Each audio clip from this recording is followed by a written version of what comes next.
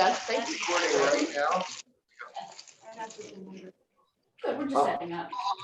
So muted. A little late because the service went a little bit over. That microphone's Yeah, picking me up. it's 7:30, so I'll probably pack up a little bit and then I'll head out. But I don't know much to do. This is Yeah, what yeah, it, I'm gonna go real slow. that's what it sounds like. Low-tech liver. Thank you. Luddites. The Luddites, that's This right. is the Luddite. Yeah, one. yeah. I'm not quite, but close. All right, awesome, everybody. So how is everyone? Hanging in. Hanging in. It's been a couple of days. So we just got done Quitting, girl. for Ukraine. Yeah. And it was very hard for some of us. I'm not one of them, but I noticed it was very hard for some of us who grew up. For some reason, we were always taught to call it the Ukraine, which is Right. weird because we didn't say that about any other country. Right, Except the right. Netherlands. The Right? Netherlands. Well, wasn't Kiev spelled completely differently until like this year? It was Yes. K-I-E-V, Yes, and they, like the transliteration. yeah, So what was the rationale for that change? they, well, I That's how think they that more and spell more it. we're actually saying things the way the people actually say. it. Right. That's what it is. Got it. That's. Not the way you learn it in That's Russian how class. this- Right, that's How how. do you this- learn it in Russian? I've never had Russian. Well, everything, well, so we learned to transliterate, but it's Yeah. Kiev.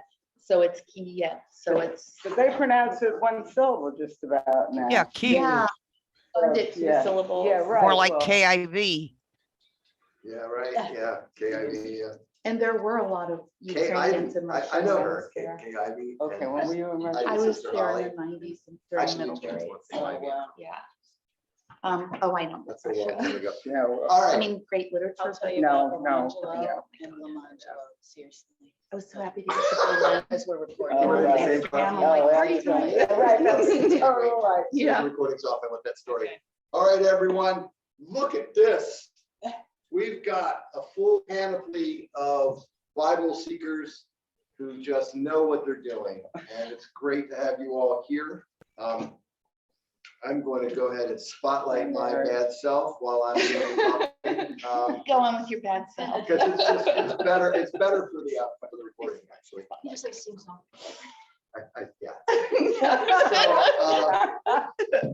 So we covered mostly Rebekah last week.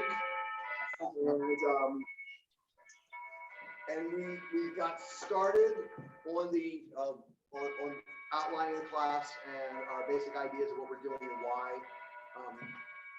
And Westminster chimes. I know, really. Yeah, that's, when did we get that? Is that new? I know. That's been there. Reverend Anya, could you open that door for me if I forgot, She's please? down there. She's down there. She's down there. I know. I'm at that. So it's great to see everyone. And so, you know, preparing again for this week, I'm just reminded how much, at least the book of Genesis and Exodus, you know, some of the Torah, they're books of transgression. And they're books that, especially the women, just kind of do what they think is right. And there's all kinds of lessons there, I'm sure, considering I'm the only male-identified carbon-based life form in this room. I'm sure you guys are wondering why this thing is surprising to me. And so, and especially with the story of Rebekah, let's welcome Deb to the class. You were not here last week, Deb. Hi, Deb. Hi, We're Deb. Say something to the pretty people, Deb. Hi, I was with my other ministers group.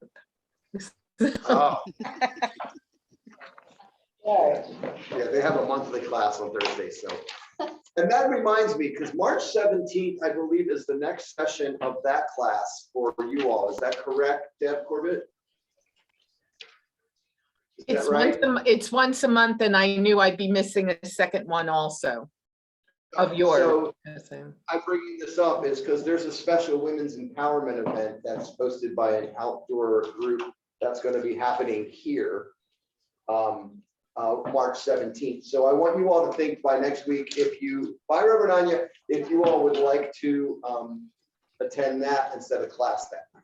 So I'll learn more about it. I'll have some information for it. They're a rental, but they seem like an amazing group of folks. and it's over in Fletcher Hall. So, you know, since. And it's an outdoors Yeah, group? what Like, did you we- say? Can we What go is- outdoors? What does Or that is it all mean? like, It's an what are outdoor group. they? I mean, it's not a museum. Oh, got it. yeah. Oh, Oh, okay. I didn't Did I get say that. outdoors? Yes, That's because I'm still freezing. I was born in Florida in August, so you know, I don't There think you go. temperature should ever be below 50 I anywhere for see. any reason. Well, unless if you you're in stick high around, if you stick around the planet much longer, you won't have to worry about that. school. All right, well, I am planning on sticking around. I don't know if you have Okay. news that I haven't That's heard right. yet, but that's my plan. I think you signed up for that, March 17th. So. I may have signed you up for that, so. So anyway, I'll bring information on that. You guys can just decide, and if enough of you would rather go to that, or there's probably a cost, I don't know what it is. I'm not necessarily supposed to be there, but I want to be conscious that there might be something you all want to go to. And I don't want to fight against that if the class would rather go there. So, you know, whatever. This is in Patty's Day. Well, there's that. It's a funny thing is none of the organizers are Irish. Yeah, And really. they came up, yeah, I said, what did you say, March 17th? They'll say Patty's Day. They all look at each other like in horror. Like Well, who? unless she's like a bunch of Irishmen, you know, who love green beer, you should have no problem with attending this on the 17th. It's only. Yeah, you can serve green beer. So really, I'm going to just invite you all to share a little bit about your experience of last week and of the reading so far. I have a path that I want to go through with the readings for this week. And you can always stop me, and if we have a fruitful conversation, you know, all plans are subject to change so long as we're going somewhere good. But the more I thought about Rebekah, as we learned, is the only woman in the Bible whose birth is marked in the begats, in the when they talk about, you know, this person gave birth to that person. And the biblical editors didn't include things they didn't want to include most of the time, you know. So they included that for a reason. We're supposed to think she's important. And then Rebekah has a lot of times when she is a trickster with Isaac. And now there are some in the world who think that Isaac is not the brightest bulb on the tree sometimes, and because he's able to be fooled so easily, right? And it's fascinating to think about that. And so here, Rebekah, the woman of the house, who knows the custom, who knows that the birthright is supposed to go to the oldest born male, engineers changing the birthright from the oldest son to Jacob, who she's convinced will be a better heir, who she's convinced is closer to God. There's other passages that suggest that. And the biblical editors would not have included that, something that goes against custom and family practice, by accident. So what are the biblical editors of Genesis trying to tell us by lifting this matriarch up, as this is literally where Israel comes from. Jacob becomes Israel in a later story. When he's returning to Esau, he ends up wrestling with God. His hip joint is pulled out of socket, apparently by wrestling. And his name literally means he who wrestles with God, Israel. It becomes his new name after this divine encounter. So obviously, the editors of Genesis want us to question the custom. Why else would it be in there and such a prominent story? I could see it being an aside somewhere else, but this is where literally Israel comes from. What do you think about that? Okay, well, all right. Funny you should ask. So as a sociologist, I left last class thinking a lot about some of the topics that I talked with students about in whether it's the gender class or the economic inequalities class when we're doing some broad sweeping history, and I'm not a historian or an anthropologist, so it's real quick. But one of the things that we talk about is the transition from matrilineal societies and hunting and gathering and more nomadic societies to horticultural and eventually to patriarchal and agrarian societies, and rooting the origins of patriarchy in the emergence of agrarian societies. And not to go on too long, but the ways in which over the course of centuries, men as a group wrestled away, power from women and the resources that women had as an economic battle, right? So the control over women's sexuality and their reproduction as a way to accumulate wealth, right? To hoard wealth. Right. And to have a clearer sense of who their descendants were. And so then thinking about what we were talking about last class about kind of the metaphorical raising up of Rebekah and as the importance of land, right? So land was the basis of wealth. So thinking of place and nation building, it just for me, just what that calls up for me are some of those questions and learning more about what the story might say about that time period. And then also just adding in the Greek, you had mentioned sort of when we start to get insult to injury, right? In terms of, really starting to think about some of the work around, we really don't even get notions of two sexes biological until the Greeks. So in terms of another thing that, we could throw in there about even this idea that there's, we're talking about gender non-binary, but also thinking of biological sex, right, as a continuum in this time period. I mean, that starts to get, a sex binary starts to come with the Greeks and later into modernity. So for me, thinking about the role of Rebekah's story connects to some of that stuff. It just made me think about some things I hadn't thought about before in the own class. So. Wow, we made your Hannah think about stuff she hadn't thought about. And I want to say, since I have the square, I did not intend for people to read this for today. Deb, I wouldn't do that, right, Deb? I would never do that. It was on my, right? So I'll talk later about it, but I don't want to be right. I didn't expect that. Okay. Just before Some are prepared for.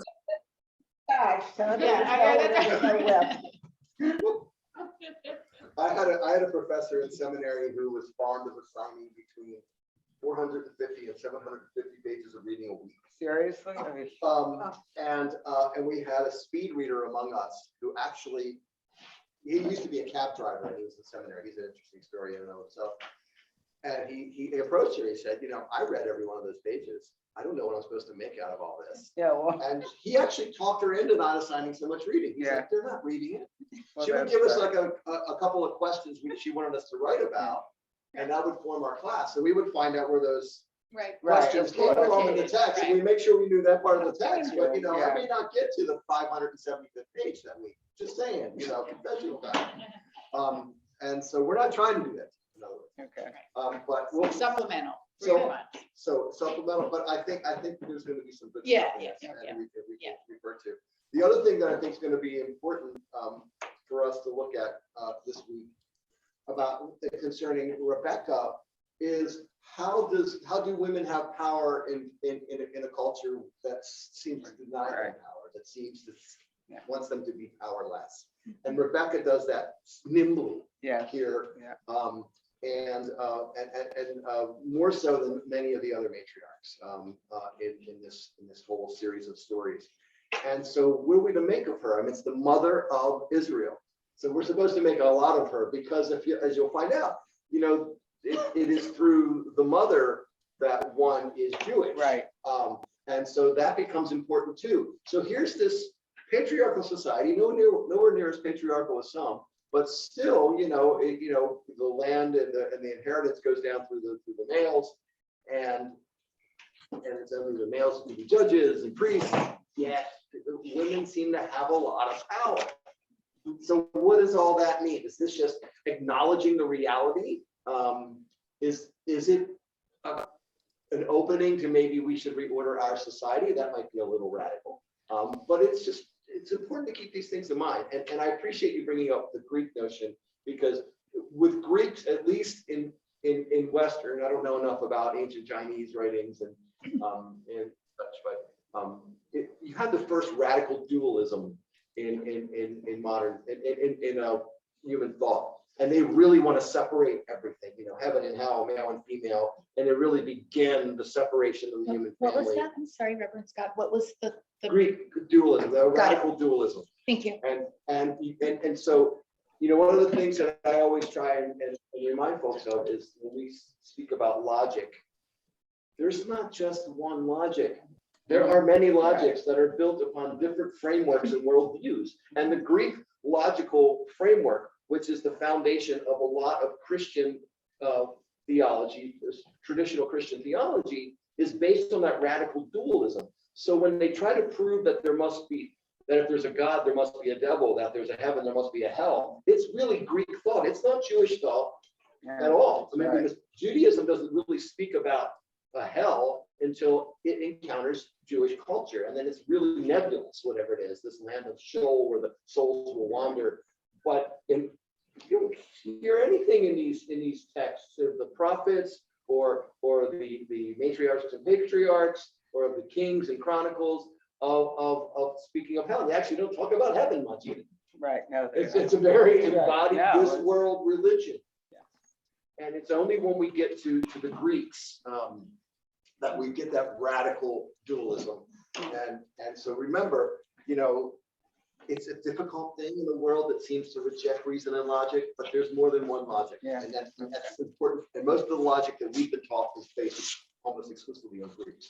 If you took up logic in college, it was based on Greek. It's important to remember that forms our thinking, because we're taught that our minds like to work logically. And so, but whose logic? So I know these are meta questions, but they're important for us to always hold in mind. One of the questions I always want us to ask ourselves is, where did this idea come from?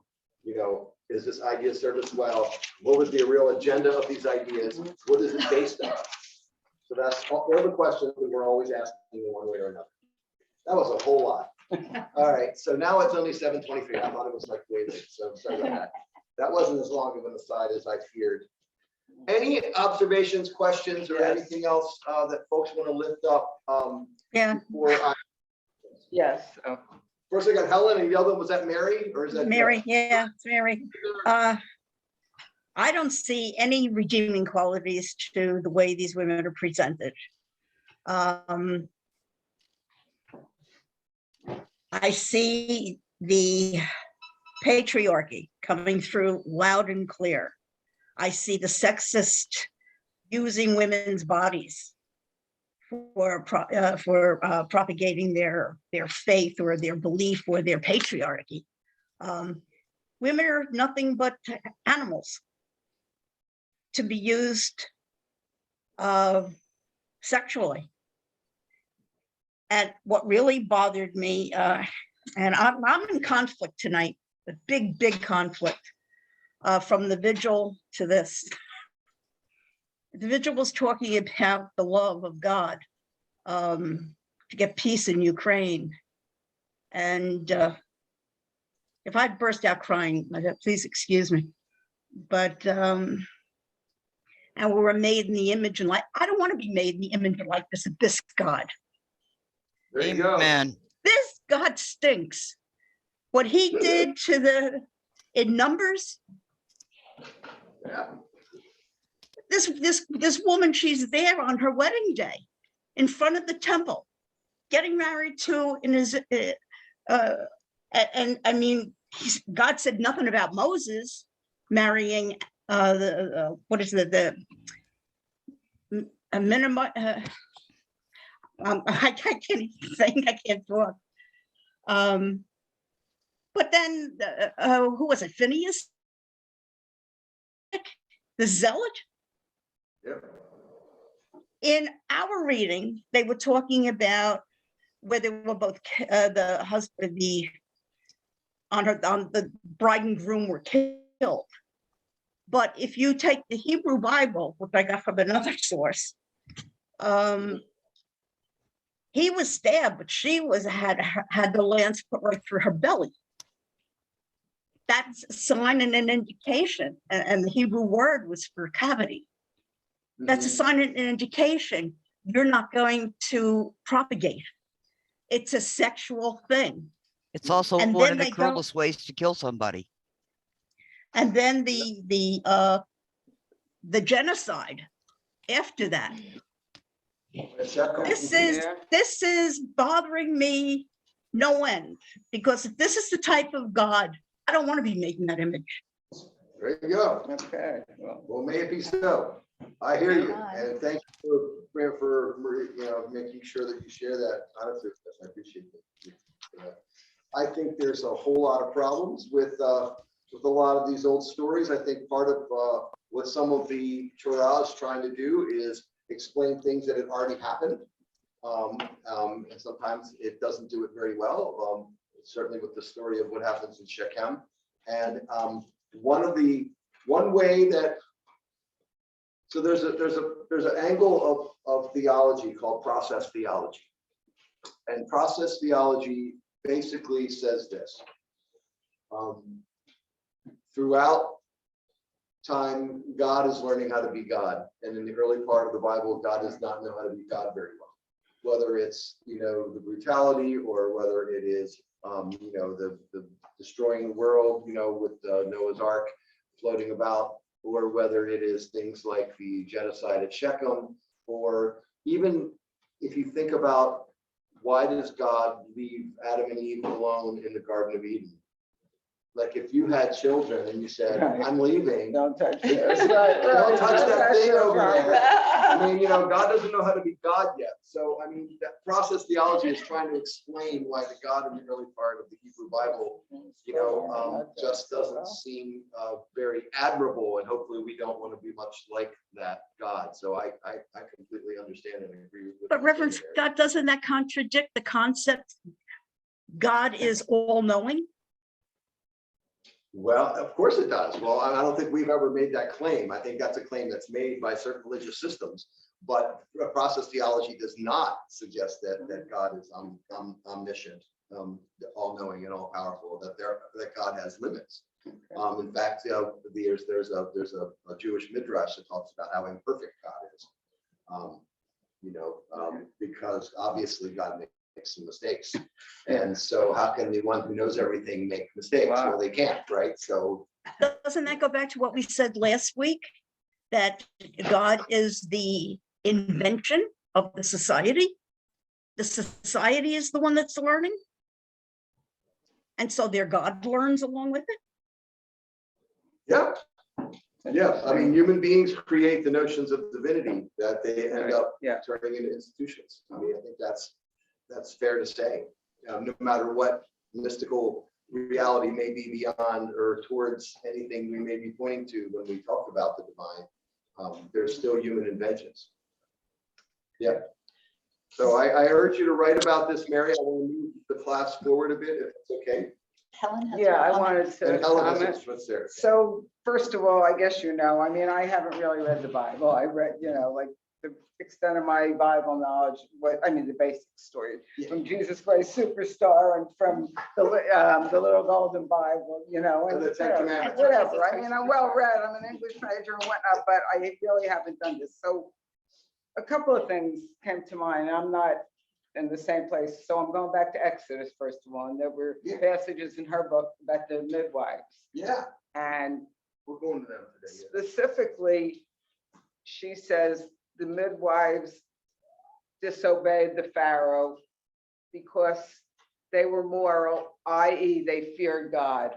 And so I grew up without a God, and I learned morals totally separate. And I almost think if you're only doing something because you fear God, is that really moral? I mean, that really jumped out at me a Those lot. are the questions that you should be asking. Because I mean, and I just can't, I don't accept that. And then the rest of this, I'm like reading this and thinking, oh my God, people believe this. Like literally, it's really sort of frightening to me that. So let me talk about the issue you brought up, which is very important. So in the early 19th century, when universalism was growing very fast, universalism being the belief that all human beings would be saved, would be reunited with divinity, that there was no hell, that the stories of hell that were spoken of in Christian circles were cautionary tales that were meant to be metaphors and were not an actual cosmic reality. Quickly, universalism was branded the most dangerous heresy of our time because the public's moral imagination was so limited at that time that they could not imagine human society acting justly and in a moral way if they didn't fear eternal damnation. They also, right, didn't want everybody to be saved because they had to have hierarchies. Well, there's that too, but in the end, what the argument that they used that actually, suppressed a lot of universalism to this day, was that we can't tell people that there is no hell because then they might do terrible things. Wow. Because they weren't as morally courageous and imaginative as people like you, Helen, Oh, well, who believe that actual morality can exist without fear of eternal punishment. And so when I was in seminary in 2004, the Lutheran School of Theology, now this is the ELCA, this is the liberal wing of Lutheranism. Awesome folks, we partner with them all the time on social justice issues, but a wave of universalism was sweeping through Lutheran circles. They had to sign a pledge that they would never preach, write, or encourage universalism in any of their work. Wow. Or they would be expelled. Wow. Wow. So it is a still feared means of belief because the public's imagination is so less than helpful when it comes to this particular issue.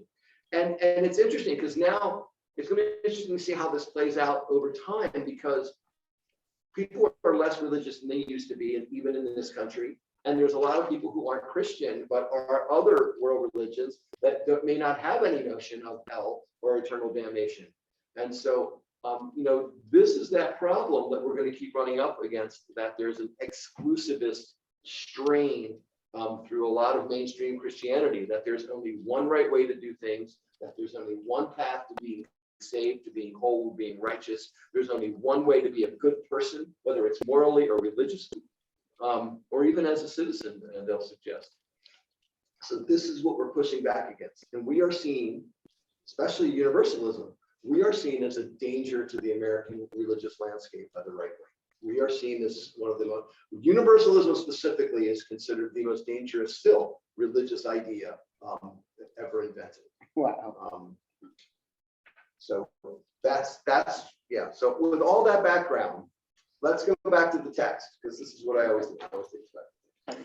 So I want to talk tonight about the saviors of the Exodus, and to me, I assert differently that I believe that these women in these stories, they exercise a lot of power. They move the story around. They refuse to follow what the leaders say they're supposed to, what custom says they're supposed to. So I'm on page 24 of our text. Okay, where is it in the Kindle? I would have no idea, but it's Saviors of the Exodus, that chapter. Okay, At the beginning This of is that. the Luddite side of the table. What do you have? I know, because they made me get it. We did. Then they like, yeah. We did. The devil made me They do it. made I me do know. it. This is my first time. So Freimer Kinsky, shares that, here, some things have not changed, but the descendants live in families and center their political organization and power in the family. And as a result, women continue to demonstrate considerable ability to influence events. I learned this when I was working with the Egyptian scholar. She was a woman, and she would talk about how at her home, they had to go out of their way to make sure their father was always being made. Father was in charge, especially when he wasn't.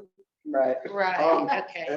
And this came out most notably, she told me, when she brought a white Irishman home to marry.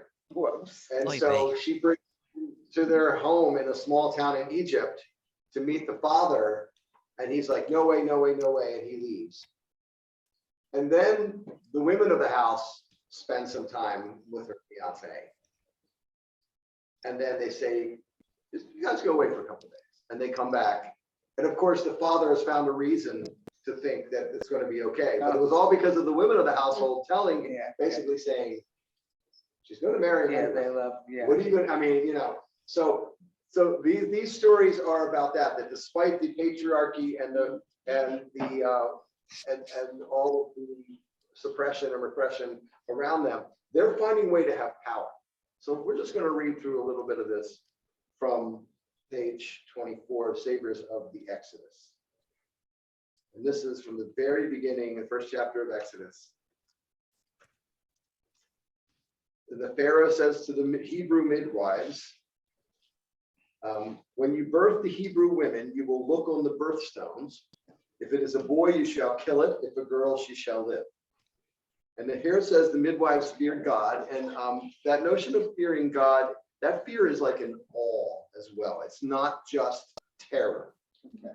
All right. So it's important to remember that English translation doesn't quite catch the richness of the original Hebrew. And did not do as the king of Egypt had instructed them. They let the boy children live. So this is the Pharaoh saying this, right? And so then the king of Egypt calls for the midwives. And what do they say? Well, why haven't you done this thing I told you? Because the Hebrew women are not like Egyptian women, they are animals. Right. Before we midwives can get there, they've already given birth. So they're making an excuse. They're making an excuse for not doing what they thought was right. And if Ron Rakinski's claim is that, you know, the narrator relates Pharaoh's intensely male-oriented perspective and then shows how the women begin to act. The midwives are not so easily persuaded to murder Hebrew boy babies, and they might themselves be Israelite women. It says the Hebrew midwives. So were they actually Hebrews? It was customary that the midwives would come from the culture of the woman giving birth. So it's most likely they actually were Hebrews or Israelites. And so she goes to explain this in so many different ways. You know, the women were most probably Hebrews. And so down to the bottom of page 25, that paragraph, the midwives make an independent moral decision. Fearing God or being in awe of God, they refuse to obey immoral orders and do not murder the boy children. So let's stop there for a second. So if you remember what we talked about last week about Abraham and Isaac. So here, a powerful male authority in Egyptian culture, the Pharaoh is a god, right? They refuse to murder the children. And they're not even their own children.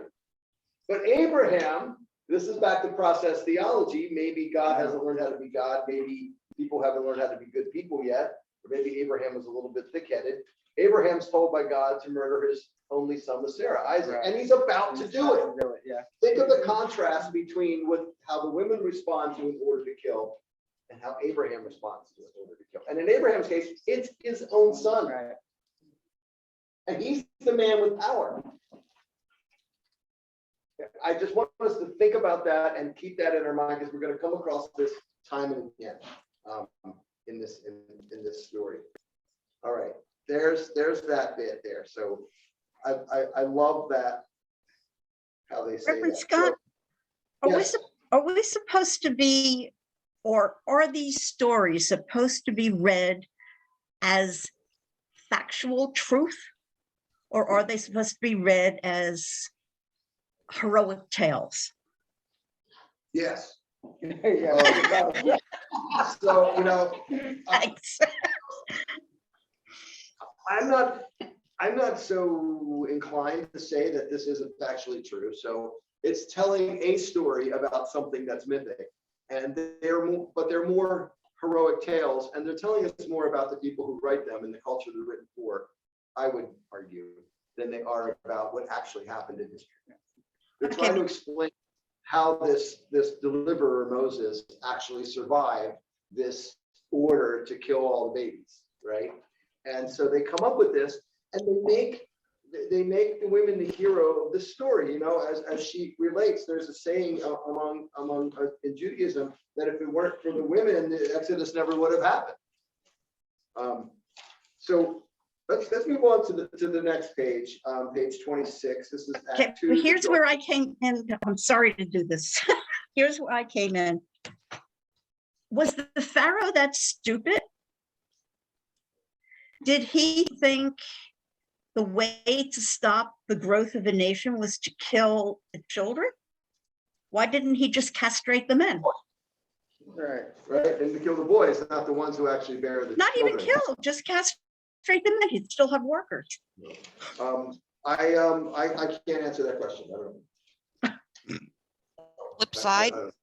Flip side, Yes. if the male children of Israel in slavery are being murdered, that is not going to stop the women from having more children who are not going to be murdered.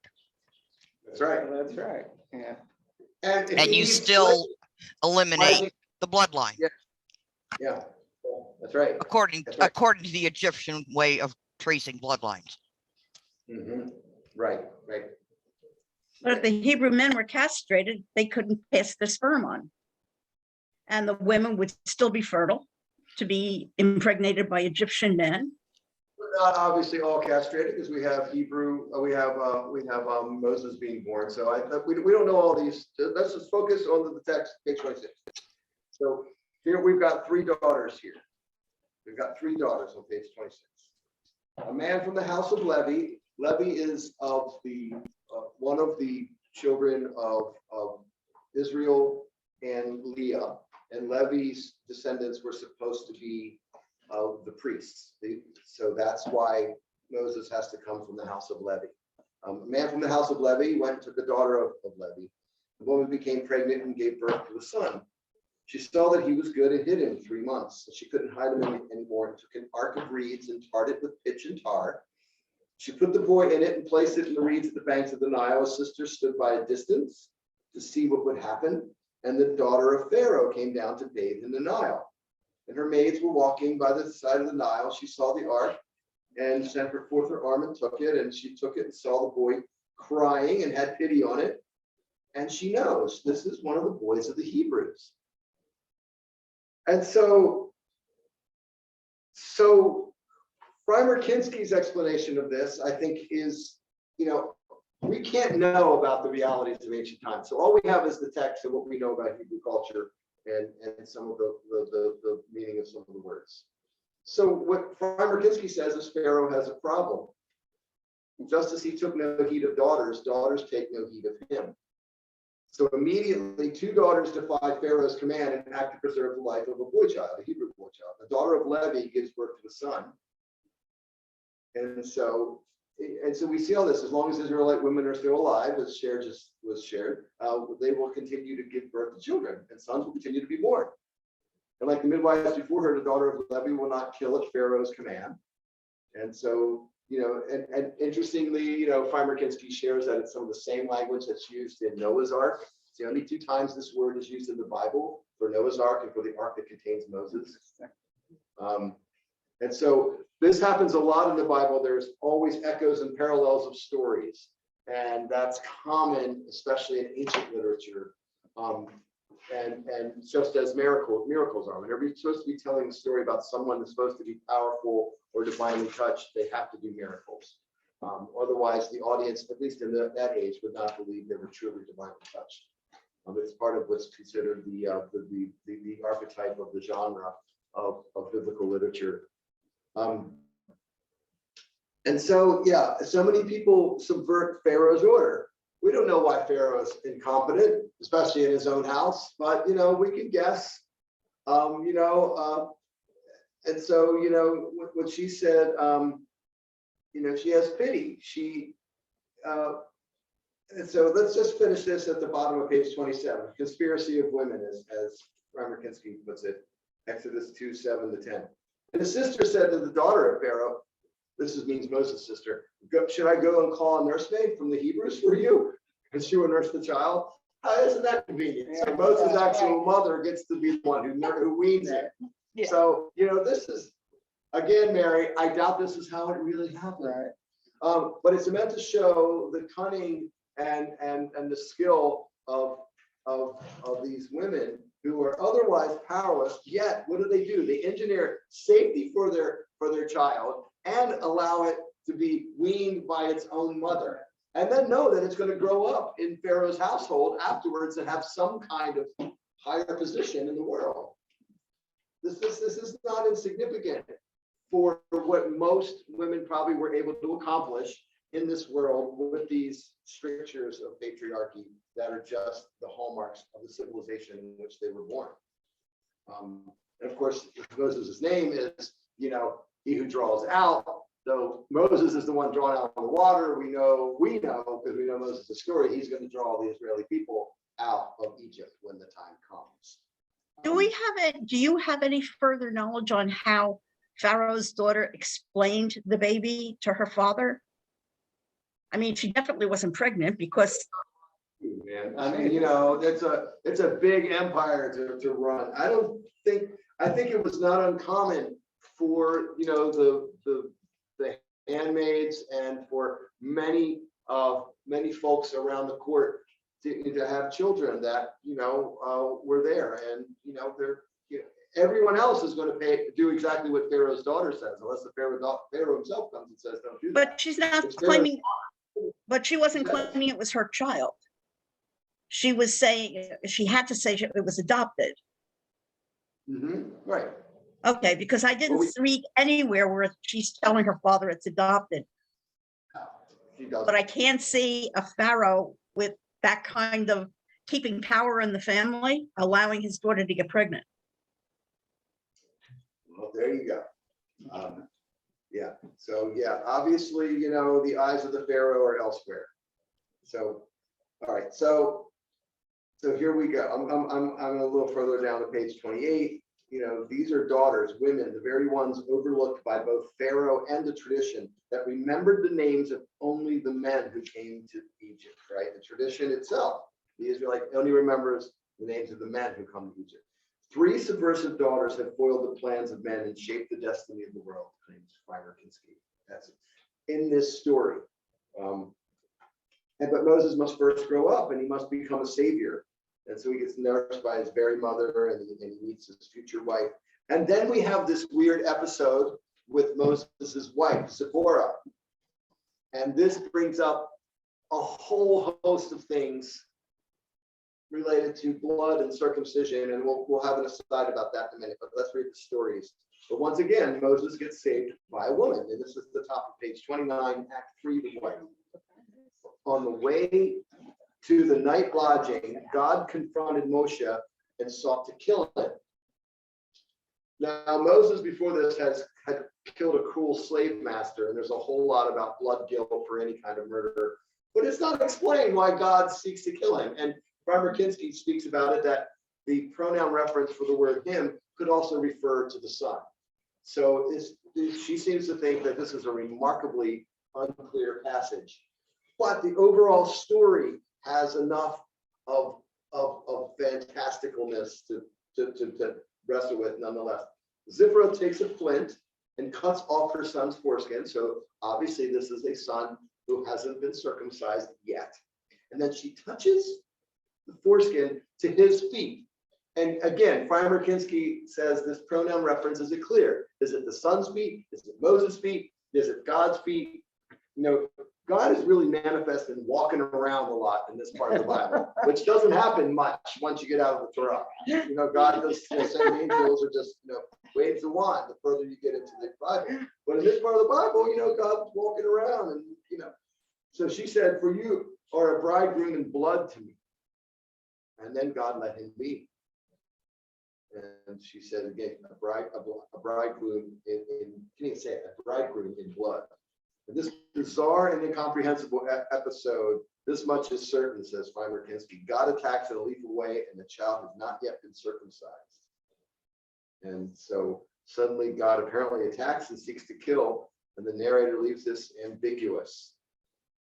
And we don't know why God's attacking, really. And so again, the whole thing is about circumcision and the saving power of blood. And I'm going to come back to that in a minute, because I actually talked about it a couple of weeks ago. I will point out something to you on page 29 that I don't want you to get lost in. At the bottom of page 29, the last full paragraph towards the end, it's actually the last complete sentence. It reads, early readers noted the parallels between the two blood stories, and the Septuagint and Targums heighten the parallels by having the attacker be not called God, but an angel. which it calls the destroyer, the same that Exodus 12 calls the killer of the firstborn. The Septuagint is a version of the Bible that was written in Greek in about the 4th century before the Common Era. And the Septuagint just simply comes because it was 70 books. So it is a version of Hebrew literature, pre-Christian, that was collected so it could be disseminated around the Greek world. This is after the Greeks were conquering most of the known Southern Europe and the ancient Near East. And this is actually when Judaism begins to spread widely. So whenever you get to Christian scriptures and you see that Paul is going to Ephesus, and which is in Turkey, and Corinth, which is in Greece, and Rome, and all these other places, there were already synagogues there because Judaism spread under Greek occupation, in part because they wrote a Greek language Bible, and they were able to spread it, and they got otherwise sort of non-Jewish converts, and which was a whole big other problem for them, especially back in Palestine. Because they weren't so sure that they could truly be Jewish if they didn't have a Jewish mother. So this is the first spreading of Judaism after the conquest of the Greeks. And of course, as the Septuagint is being written, they're already embedded in Greek culture, so they're already starting to put some of this radical dualism in that translation. The Targums is another translation, but nowhere near as popular or widespread as the Septuagint. I just wanted to clarify that because I think it's an important thing to understand how these texts get reinterpreted, reimagined, and disseminated over time. All right. So I'm at the top of page 30. Moses carries a different kind of guilt, the blood guilt, on his head for having killed the Egyptian. Perhaps this blood guilt might imperil him as he leaves on his mission, and the blood serves as atonement. Or perhaps Moses has done nothing wrong, and God attacks for the same reason that the angel attacks Jacob in Genesis. We just don't know. And Zipporah doesn't hesitate or ask why. She just quickly takes a flint and circumcises the kid, right? I probably would not have thought of that first. Just putting that out there. That wouldn't have probably been the first thing I did. All right.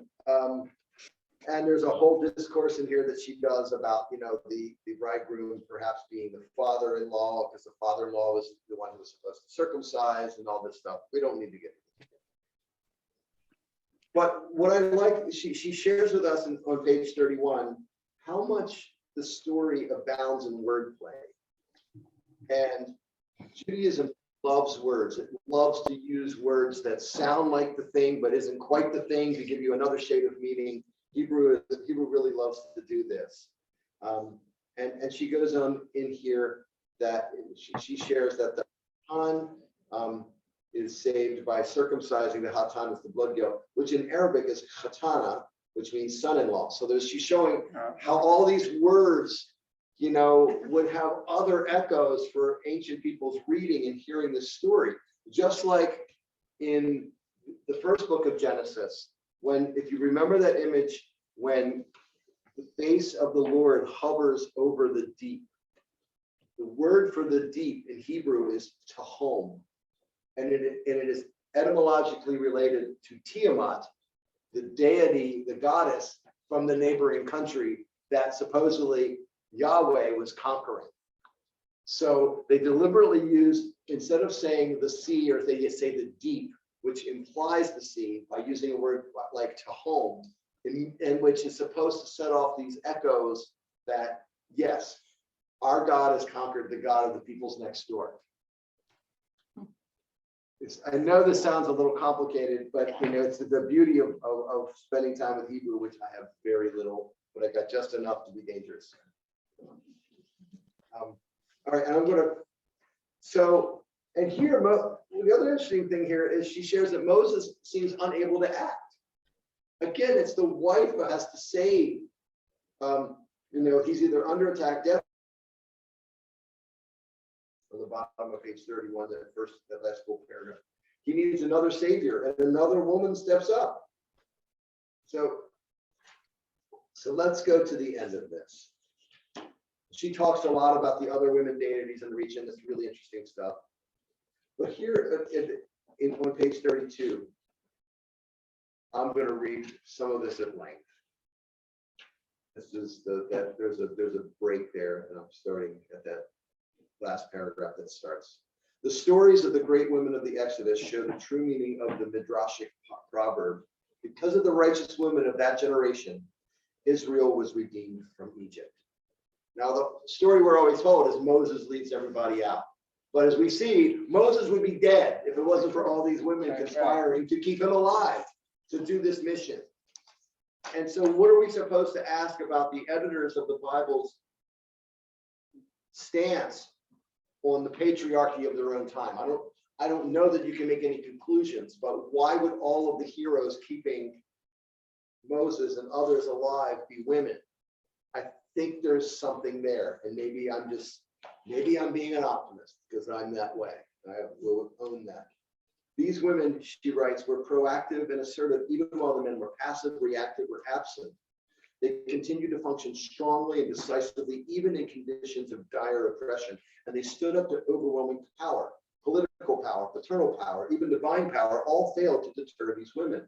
What enabled them to act in the face of overwhelming odds? Ironically, the empowering element may be their habitual disempowerment.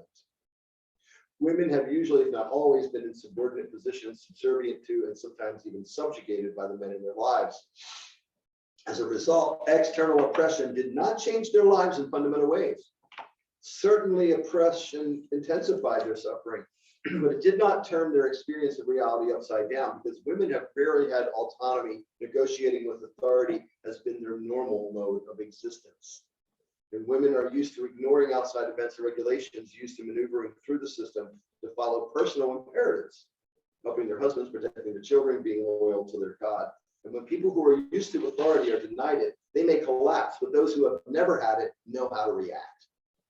That's my favorite sentence, I think, in that paragraph. Women have learned how to acquire some power and autonomy in households where legal authority belongs to men. All right, I just want us to chew on that. And let me just, in the last sentence, women in such dire circumstances feel the importance of using the skills of powerless to succeed as protectors of women. Yeah.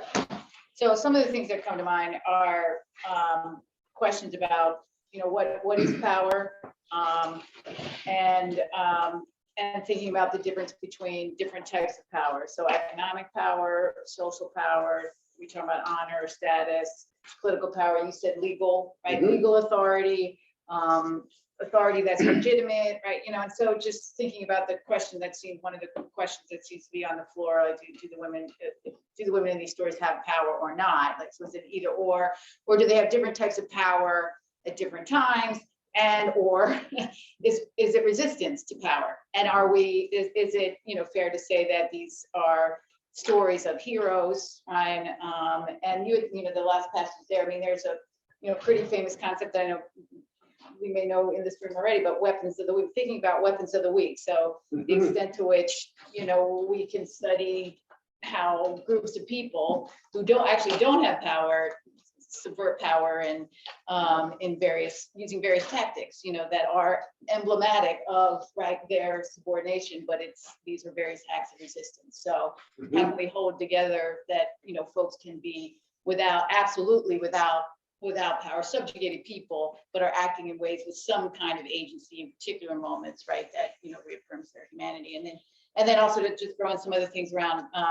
There's also some pretty well-known concepts around bargaining with patriarchy or bargaining with patriarchies. I mean, it's just a contemporary feminist idea, particularly, put forth by feminists of color who have, tried to look at the nuances of women's agency within larger structures of inequality. And so how do you reconcile these things are happening at the same time? So I just wanted to, add some of that in there. No, that's a great stuff. I mean, I would assume that there's a lot of writing about just this, about how folks, and we see it happening in other forms of, not just biblical literature. One of the most famous plays of the early modernist era was a compatriot of Eugene O'Neill. Her name was Susan Glaspell, and the play is called Trifles, and it's set in Nebraska at the turn of the 20th century, and some guy has had his neck just wrung, and they're in the middle of nowhere. So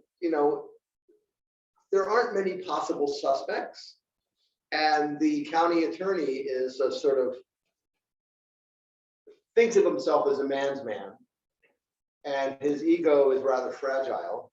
But the last person he would ever suspect of having killed this man was his wife, whom he was knowingly awful to. And the only pleasure she had was this bird in a cage. And he wrung the bird's neck a couple of days earlier. And the county attorney's wife knows this. Wow.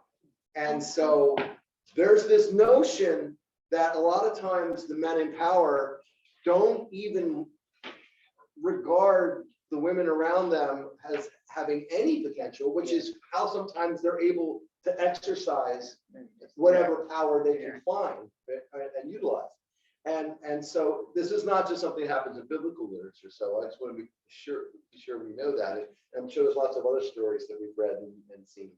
And before we move on, also think about just in our own history, and this is not necessarily a weapons of the week kind of argument, but just thinking back earlier in our conversation about, let's think of what we know about Iroquois society and the extent to which, so the women would have picked the political, right, would have had the power to select the political leaders, but themselves were not allowed to be there. Yeah.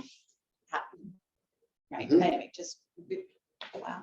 No, and so there's other interesting, you were talking about archaeology earlier. There's another great text that somehow I'll find something to do with, maybe in a class like this, but not.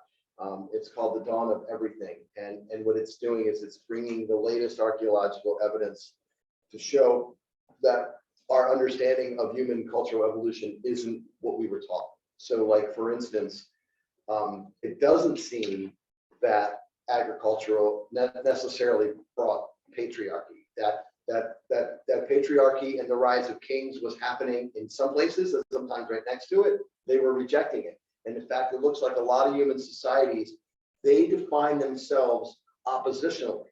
So if the peoples, next door were doing X, Y, and Z, whatever we were doing, we're definitely not doing those three things, right?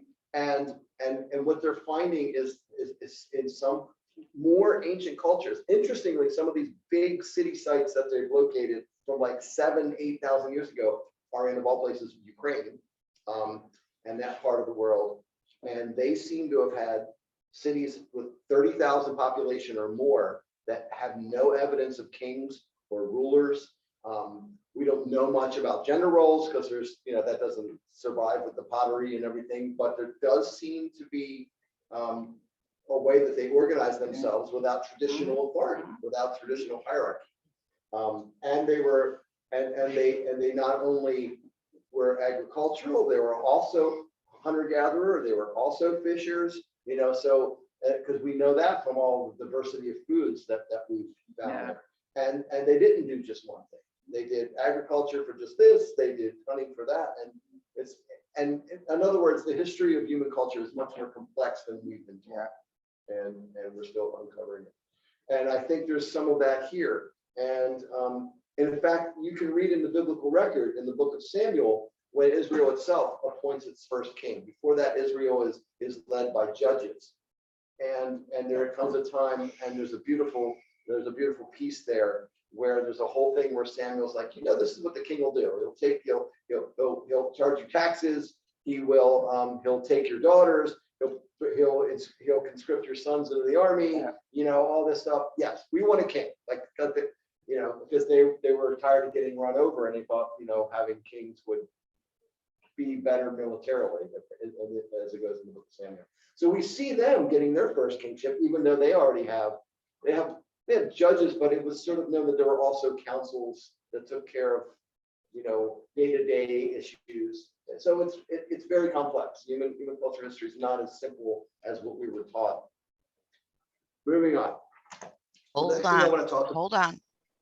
Uh-oh. Thank you, Sharon. Thank you for my spotlight.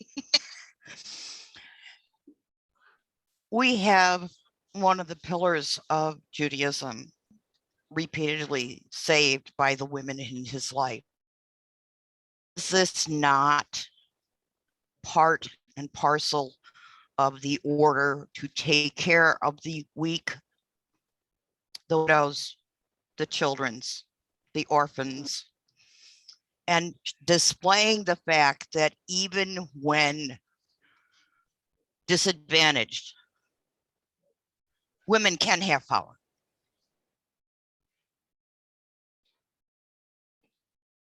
Say more. I'm not sure finish the connection for me. Someone else might have. Okay, we understand that most of these civilizations were patriarchal by nature. Therefore, the men had control of everything outside of the house, although the women did control everything inside of the house, including who lived there, and that includes her husband. I divorce you, I divorce you, I divorce you may be the current form of a man divorcing an Islamic woman, but I divorce you, I divorce you, I divorce you. Your stuff is outside the door, get lost, was Jewish divorce. There you go. And still is in Hasidic households. Yep. Women had power. It just wasn't generally obvious to the men until they got divorced. But the vast majority of the Christian version of the Old Testament versus the Tanakh shows men in power and women basically helpless until you get to the single most important, second most important male in Jewish history, who has been now repeatedly 4 times been saved by a woman.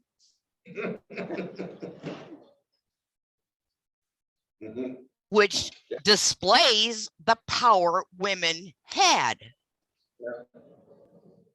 And it counterbalances to a point, along with the inclusion of the female oracles, who otherwise would have been called prophets. It counterbalances to a point the blatant patriarchy of the way the books are written. And Mary, I understand where you're coming from. We're of an age, we went through many of the same things, but let's give the book a little more credit, because at least they kept the women in it,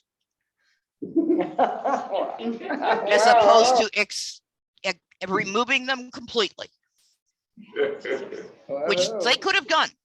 3rd century Greece, 3rd century Rome very easily could have removed all of the women of power in every part of the story, and they didn't do it. Touche.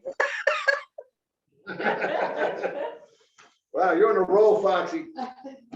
All right, that's great stuff. So I want to talk briefly. We may not get much farther than this tonight. You guys keep me going. You're gonna go blood, aren't you? Want to go to blood? So 10 years. You know, yeah. So we have to be really careful. You know, these ancient people, they knew a lot more than I think we sometimes give them credit for. And yet there is this love of knowing what your line of kinship is, where does your blood come from, all these things that blood can do for you, all of the ancient sacrifices that are written in the books of Leviticus and Deuteronomy. Blood is used to atone for wrongs that human beings have done. Many people believe that this was to replace human sacrifice, which some scholars believe used to be a common practice in that part of the world thousands of years before Judaism. There's no reason to have the story of Abraham and Isaac as a potential human sacrifice, unless you're trying to show that the God we worship now doesn't really want us to do that, right? And so the other thing that we know is the location of where they used to do human sacrifices in ancient Jerusalem. It actually is, it's called the Valley of Gehenna. And the Valley of Gehenna is the root for the common word we use, hell. ancient Israelites knew that bodies were burned there. Wow. So when the notion of fire and brimstone, you're going to burn when you die if you're evil, it was something that was in the 1,000 to 2,000 year memory of the peoples who wrote the Bible. Wow. Wow.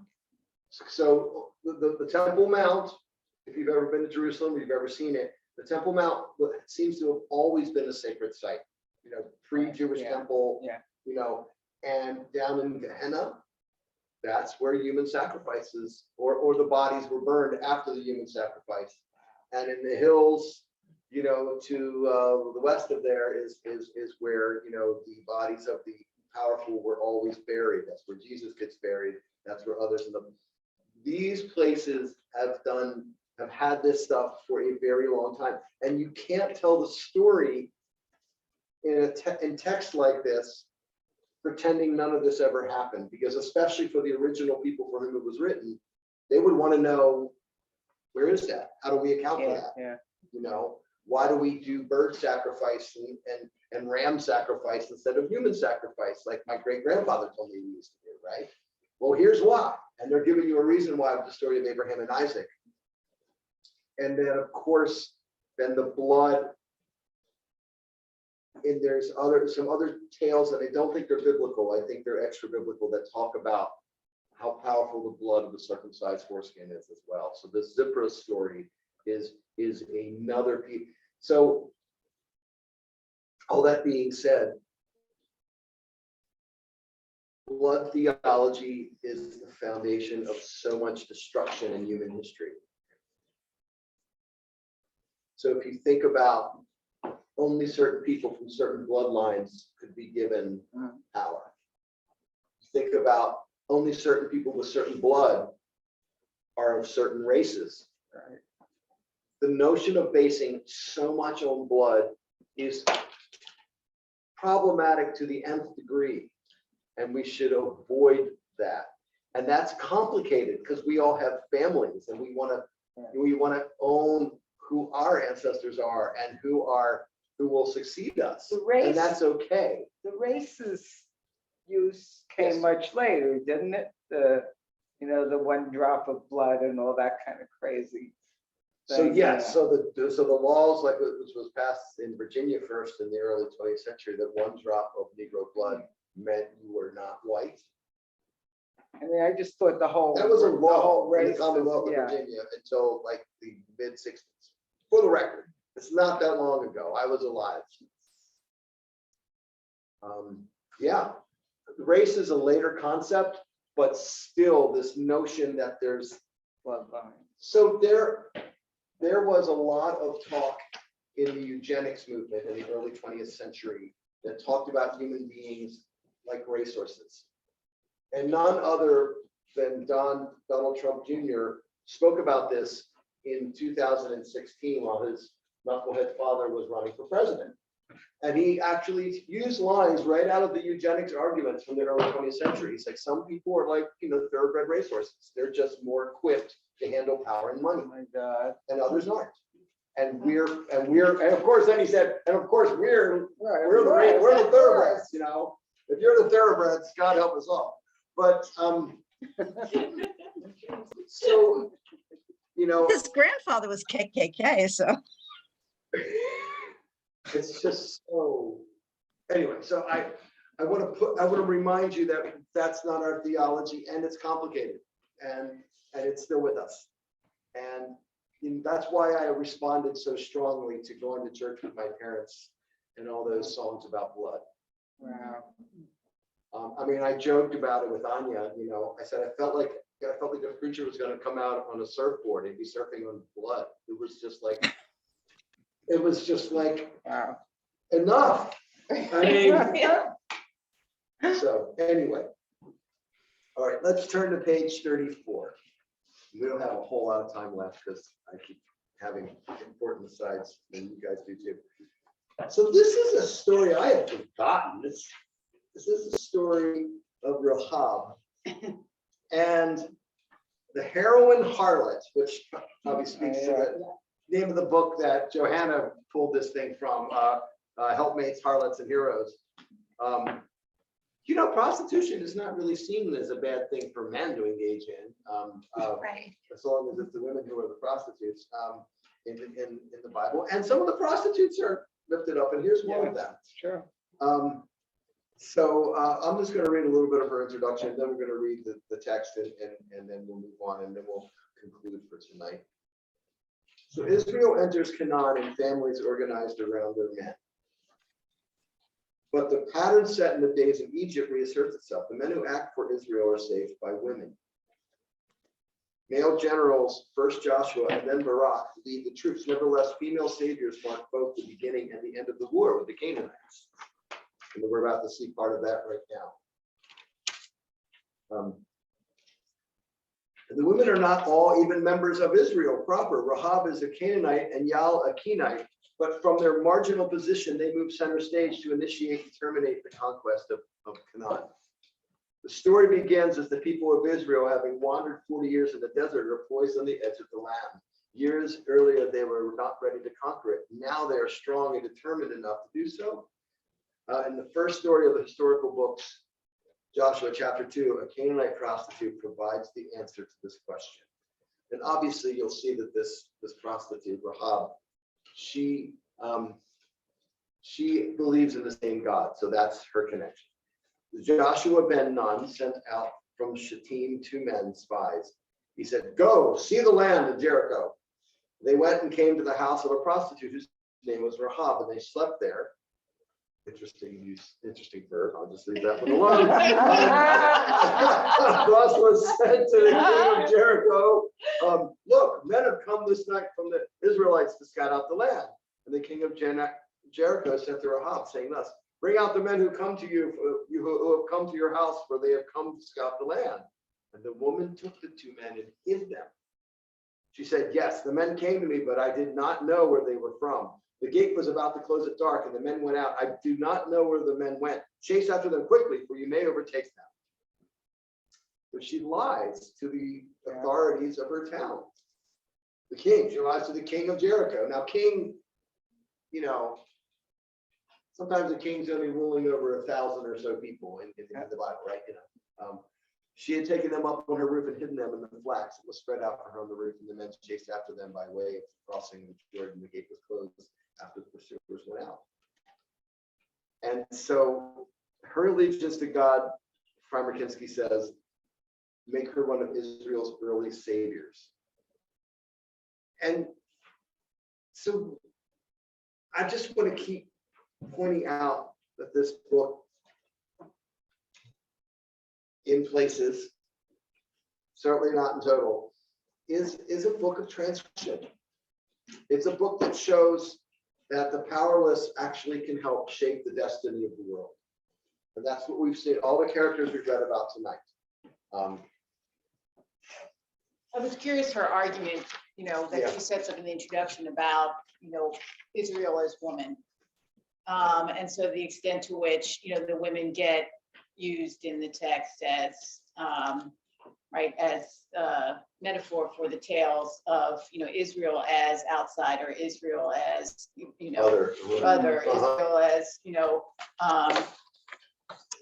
victim that is not inferior, right? You know, the use of women as to mark, you know, Israel in transition, Israel at the, you know, transforming, you know, Israel defending, Israel the oppressed but fighting back. And so, and anyway, just, you know, that, you know, sort of thinking about that. And then also thinking about, and maybe we'll get to it. I didn't read ahead, everybody. I want you to know I'm just right where Me too. Red Professor has us. I've read this I'm book 3 curious times, if but she's this gonna like critique that, because there's a whole feminist critique of like, you know, women as this, as nation, or women as the boat, or women as the car, or, you know, right? You know, the she, like, why is the nation she? I mean, there's also the flip side, you know, there's kind of like the, yeah, there's just sort of the objectification. And not all nations Yeah, are yeah, sheep, yeah, right? you know, Not all that's what I'm nations are thinking. sheep, like That's Russia's okay. fatherland, Yeah, Germany's right, fatherland. that's Right, true. yeah, no, true, but, you know, so the gender, or then the gendering, right? The But gender, there's, yeah. but, you know, there's certainly, and again, you know, there's certainly,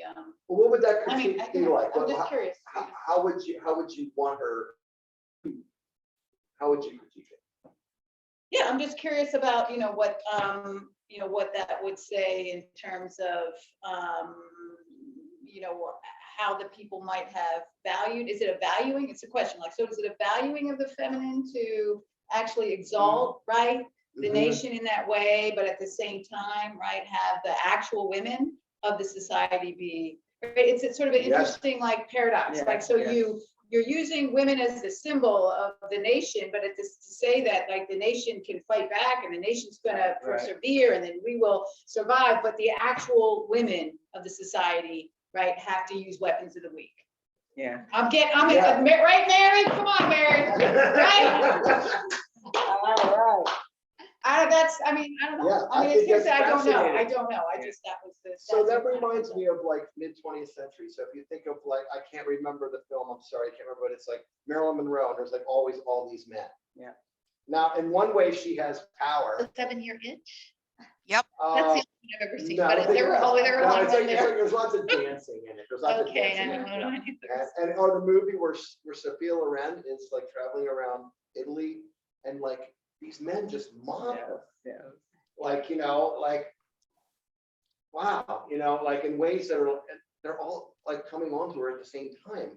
It's so sick to me. And yes, she has power, but it's like, it can only be this one kind of Right, woman right, that they're right. willing to show Right. their powerlessness to. And then the notion of the nation as woman, I think you're onto something that from a feminist critique, you know, we paint that up because she needs to be defended, right? You know, we need to rise up and get arms to defend her, right? You know, so Right. that's where I would see that critique coming, right? And so, yeah, so, okay, our nation's a woman, but, you know, it's complicated. and It's I wrapped think- up in the same toxic nonsense as everything else. Go ahead. I think that there's another layer to it that I just spoke of, but may not resonate with most people because it's not their belief system. You're not Jewish unless your mother was. Right. Yeah. So the Yeah. entire function of Judaism is to protect the bloodline, to continue the nation. The nation is only as good as the women who are providing the people to keep it going. Mhm. So it almost has to be the woman's nation.